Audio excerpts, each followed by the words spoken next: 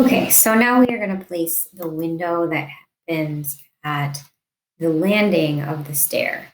And just to remind you of where that occurred in the existing drawings, it shows a little 2-foot wide window at the landing space, a little bit off the corner here.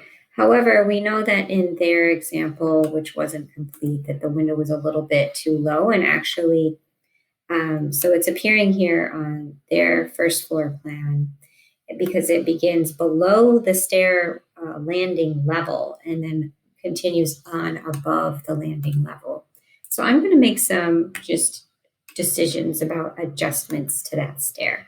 I'm going to say that it shouldn't be on the first floor plan, but on the second floor plan. So up on the second floor, I'm going to zoom into that area where the stair is, and I'm going to go architecture window. And in the properties palette, I'm going to choose that 24-inch by 60-inch window. Now the sill height is the tricky things because the landing, we want the sill height to be relative to the landing actually, and it's relative right now to that second floor level. So it's saying right now that it's 3 feet above the second floor level plane, or it would be when we place it.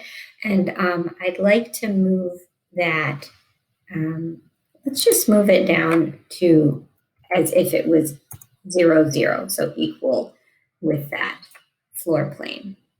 And then we're just going to use our temporary dimensions as we hover over the wall. And I'm going to place it 2 feet off the center line of the wall. And then I'm going to go to the modify command to cancel.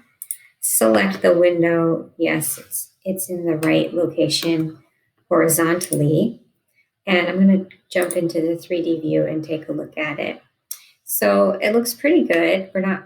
We can look through the window. We can't see the stair, definitely not the landing and not cutting through the stairs. So, but it's a little bit close to the top of the roof here. So maybe I would like to adjust this. So if I select the window, it gives me some temporary dimensions to give me a sense of where it is. It's kind of nice because it's aligning perfectly with the bottom of the roof here. So maybe I'd be willing to keep that kind of like the proportion of the window. Let's try seeing what happens or how we like it if we make it in only 8 feet off the ground and it moves a little bit lower. So then it's not aligning with this flat roof to the right of it, but it's giving a little bit more space off the roof above it.